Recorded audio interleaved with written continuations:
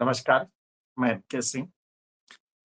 दोस्तों, किसी आदमी के बारे में आपने ये तसव्वुर किया हो कि ये तो हिल नहीं सकता, ये तो बहुत अच्छा है और ये हमारे देश को, हमें, हमारे परिवार को, हमारे समाज को, ये बेहतरी के लिए अपने जो भी पद है उसका इस्तेमाल करेगा।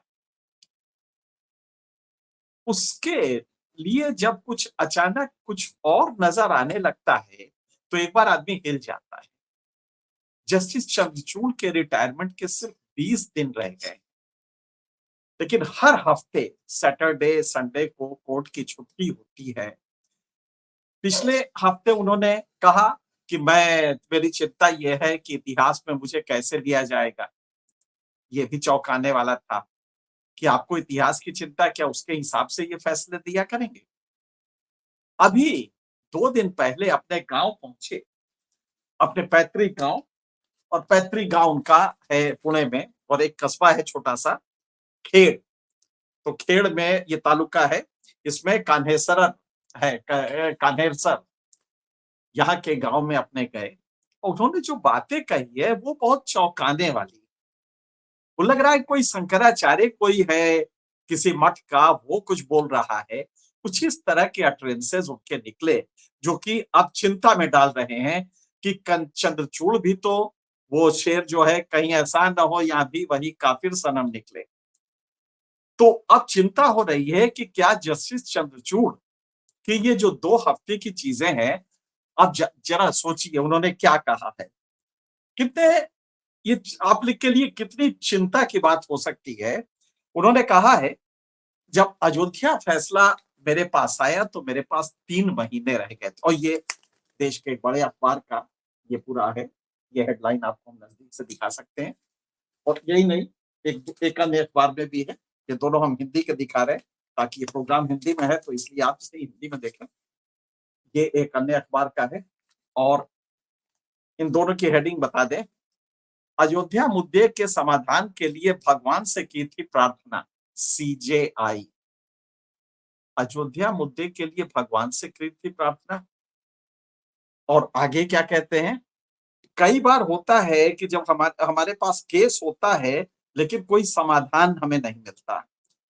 और तब ऐसा ही एक केस था, अयोध्या राम जन्मभूमि बाबरी मस्जिद विवाद।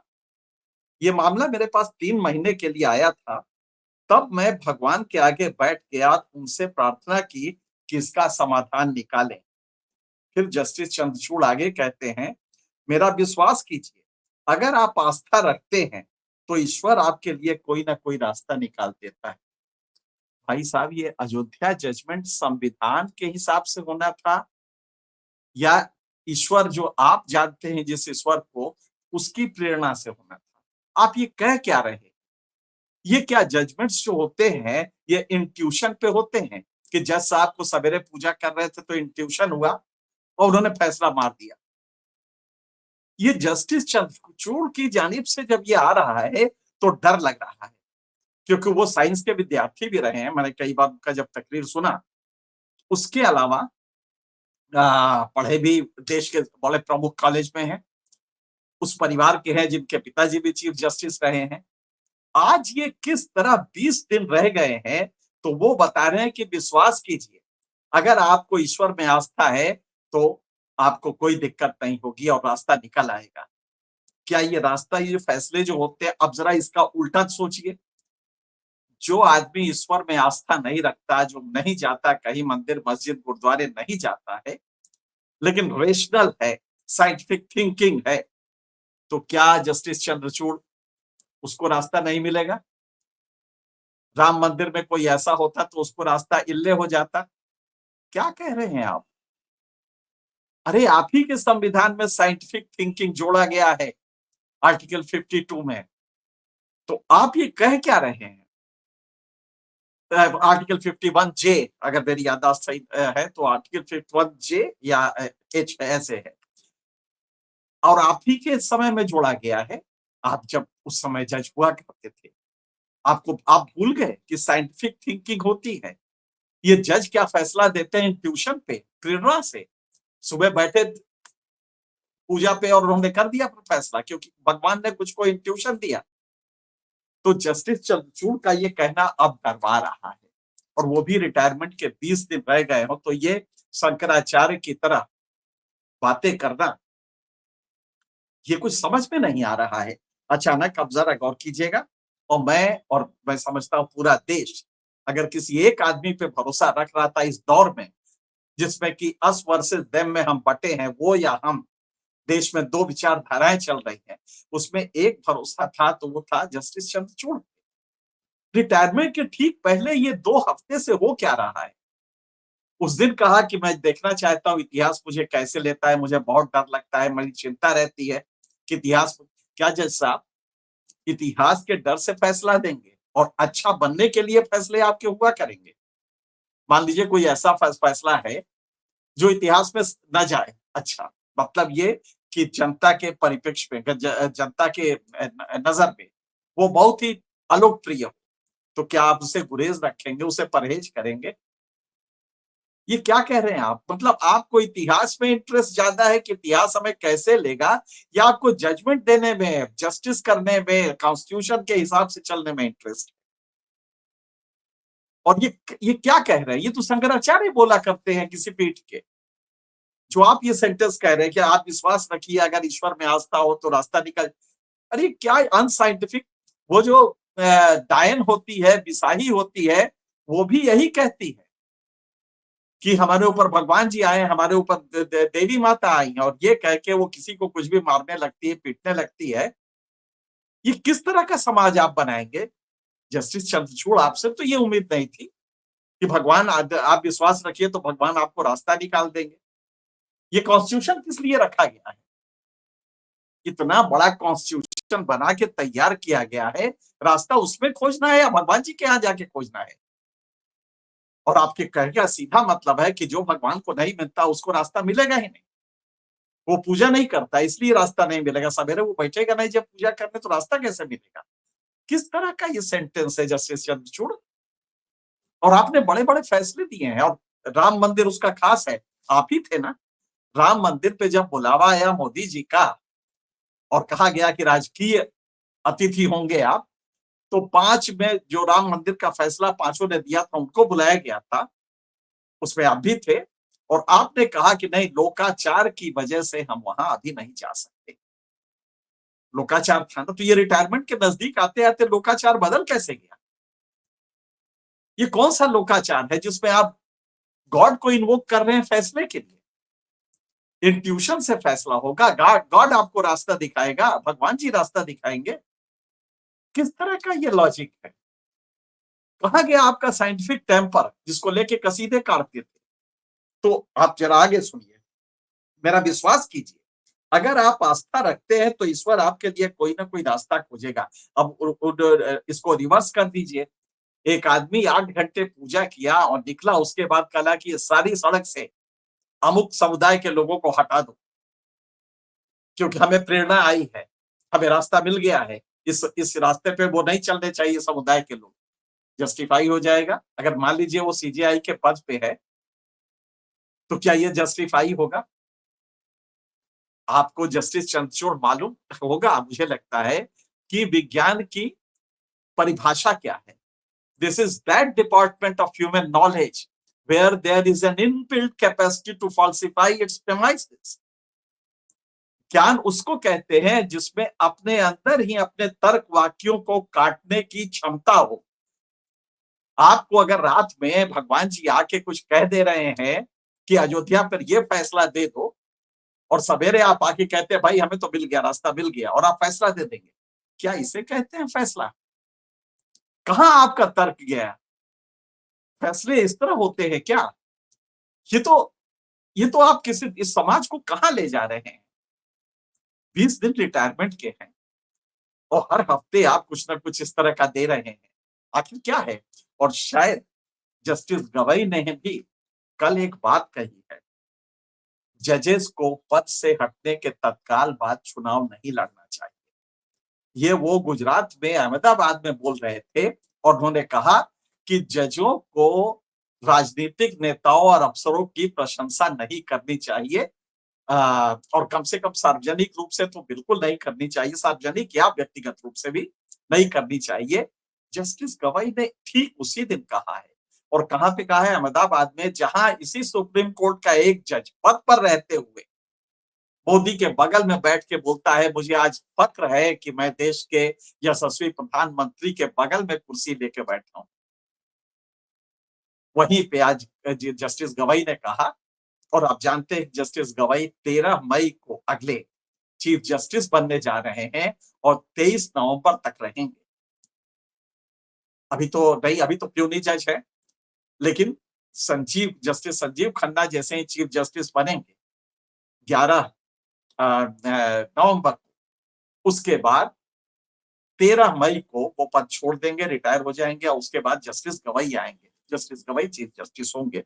तो उन्होंने गुजरात जुडिशियल ऑफिसर्स का एक कॉन्फ्रेंस हो रहा था, उसमें उन्होंने बोला कि चुनाव लड़ने को जज के इस्तीफे से निष्पक्षता की जन भावना प्रभावित, चुनाव लड़ने जब वो जज जाता है तत्काल, तो उससे जन भावना प्रभावित होती है। और यही नहीं कहा, उन्होंने कहा ये न्यायिक नैतिकता के खिलाफ है। उन्होंने कहा, आप जरा पूरा सुन लीजिए। जस्टिस गवाई ने कहा, उदाहरण के लिए अमेरिका में सुप्रीम कोर्ट में एक न्यायाधीश को राष्ट्रपति पद के उम्मीदवार की आलोचना करने वाली टिप्पणी के लिए अगले दिन माफी मांगनी पड़ी, और आपका सुप्रीम कोर्ट का जज कह रहा है कि हमें फक्र है कि हम मोदी ऐसे यशस्वी प्रधानमंत्री के बगल में बैठे। ये सुप्रीम कोर्ट का जज कह रहा है, और उसको फिर एक पद उसके लिए रोक रखा गया था। जब वो रिटायर हुआ, उसके बाद वो पद कानून बदल के उसको दिलाया गया। ये है वो नेक्सस। आज हमारे चीफ जस्टिस कह रहे हैं कि अयोध्या फैसला लेने में हमें बहुत कोई रास्ता नहीं निकल रहा था। क्यों रास्ता क्यों नहीं था? टाइटल सूट था। ये तो टाइटल सूट था, आपको ये डिसाइड करना था कि इसकी मिल्कियत किसके पास है, यही तो डिसाइड करना था। इसमें कौन सी चीज थी जो रास्ता नहीं आपको निकल रहा था? और आपने भगवान से मांगा, उन्होंने भगवान राम ने आपको अचानक ब्रह्म ज्ञान दे दिया और तब आपने फैसला कर दिया। पांचों जजेस को ब्रह्म ज्ञान दे मिल गया। तो ये कैसा ब्रह्म ज्ञान है? और जस्टिस चंद्रचूड़, व्यक्तिगत रूप से आप किसी भी धर्म को, किसी भी भगवान को पालन करते हो, इसका पब्लिक एक्सपोजर बहुत ही गंदा माना जाता है। आप जब मंदिर में जा रहे हैं गुजरात में, तो वहां भी कैमरा जाता है और कैमरे में आपको दिखाया जा रहा है। जब आप मंदिर जाते हैं अयोध्या, जब ये शिलान्यास हो, जब मंदिर का वो हो गया प्राण प्रतिष्ठा, उसके बाद आप गए थे और तब भी फोटो खींचा गया। आज आप कह रहे हैं कि विश्वास करिए, जुडिशियल क्या मतलब कि सारे जो जजेस हैं देश भर के, जितने भी जुडिशियल ऑफिसर्स हैं, सुबह अपने घर आए तो पूजा वूजा करके आए और पूजा में इंट्यूशन दे के आए कि किस केस में क्या फैसला देना है। कहां गई रैशनैलिटी? किस तरह की बात देश का चीफ जस्टिस कर रहा है? भारत का चीफ जस्टिस ऑफ इंडिया, और वो कह रहा है कि फैसला लेने के पहले अगर आपको रास्ता ना मिले, फैसला ना दिखाई दे, तो आप भगवान जी के पास चले जाइए, वो रास्ता दे देंगे आप। किस तरह का ये लॉजिक है और किस तरह का समाज आप देने जा रहे हैं? आप पर तो भरोसा था हम सबको, आपको था कि आप रेशनल और किसी भी जो बाहरी इन्फ्लुएंस है उससे आप बिल्कुल नहीं प्रभावित होंगे, लेकिन आप तो सीधे भगवान जी से प्रभावित होने लगे। भगवान जी आपके व्यक्तिगत आस्था की चीज हो सकते हैं, लेकिन इसका पब्लिक एक्सपोजर आप जब कर रहे हैं और कह रहे हैं कि फैसलों में हम इसको इंक्लूड करते हैं, तो मुझे डर लगता है कि आपके फैसले की क्वालिटी क्या होगी, उसमें लॉजिक कंपोनेंट कितना होगा, साइंटिफिक कंपोनेंट कितना होगा, और प्रेरणा इंट्यूशन से आपने कितना दिया होगा। तो जस्टिस गवई ने कहा कि अमेरिका में एक जज को राष्ट्रपति के कैंडिडेट की आलोचना करने के लिए तत्काल छोड़ना पड़ा। अब जस्टिस सीजेआई हमारे क्या कह रहे हैं? जस्टिस चंद्रचूड़ ये कह रहे हैं कि साहब, हमें इसका समाधान भगवान से मिला, और यही आगे एक दूसरे अखबार से हम निकाल रहे हैं। राम मंदिर फैसले के समय कुछ सोचता नहीं था, मुश्किल समय में हमें ईश्वर ने रास्ता दिखाया। ये कैसे ईश्वर जी रास्ता दिखा देते हैं? भगवान आपको रास्ता दिखा देता है। इसके पहले आपने कहा था इतिहास हमें कैसे लेगा, ये बात पब्लिक में आप कह रहे हैं। तो आप जो फैसले देते हो इस डर से देते, इतिहास कैसा लेगा, संविधान कैसे लेगा, इसको देख के देते हैं। आपके लिए तो भगवान संविधान है ना। किसी भी जज के लिए कानून की किताब जो कि संविधान के तहत बनाई जाती है, संविधान के अनुरूप बनती है, उन कानून, अगर आप भ्रष्टाचार का केस कर रहे हैं तो प्रिवेंशन ऑफ करप्शन एक्ट, यह आपके लिए बाइबल होगी। संविधान भारत का आपका आपके लिए बाइबल होगा। आपका ईश्वर तो संविधान है। आप कब से ये भगवान जी को देखने लगे कि पूजा करते हैं और उसमें इंट्यूशन आता है, सब फैसले हो जाते हैं, क्योंकि जब अक्सर फैसला नहीं मिलता। ये कैसे आपको फैसला नहीं मिलता? क्या कॉन्स्टिट्यूशन कमजोर पड़ गया है? जो राम मंदिर का केस आप ले लीजिए, टाइटल सूट था। टाइटल सूट डिसाइड करना मुझे नहीं लगता कि कोई, क्योंकि वो कागजात पे बेस्ड होता है।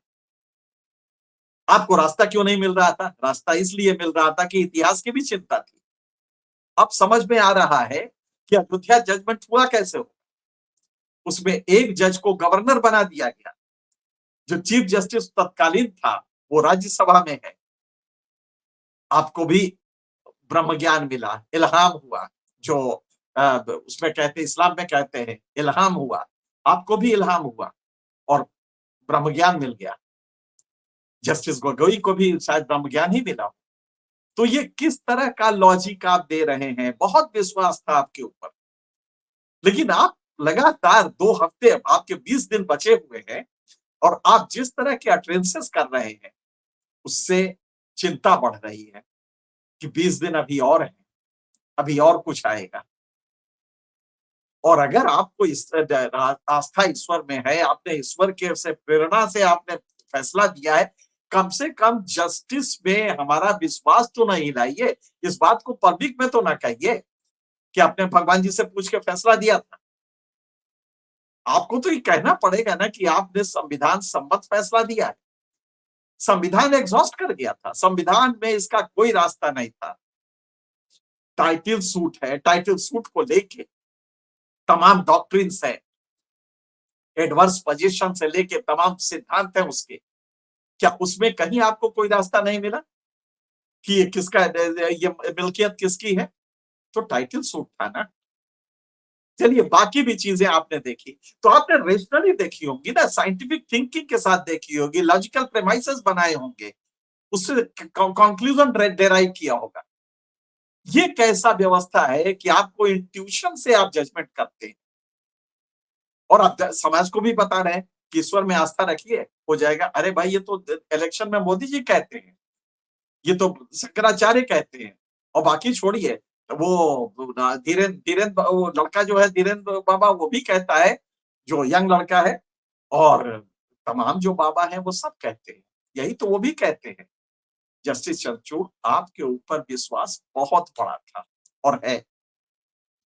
इस विश्वास को न हिलने दीजिए। इतिहास कैसे लेगा, या आपके ये जो अटेंसेस है इसको भी वो फैक्टर इन करेगा कि एक जज जाते जाते अचानक कितना इरेशनल बात करता है और कहता है कि वो जब जजमेंट देना हो, कुछ ना समझ में आए तो आप भगवान जी को पूजा पे बैठ जाइए। आप जरा सोचिए, आप पे पूरे देश का, बल्कि मैं समझता हूं कि दुनिया आपके तरफ गौर से देख रही है।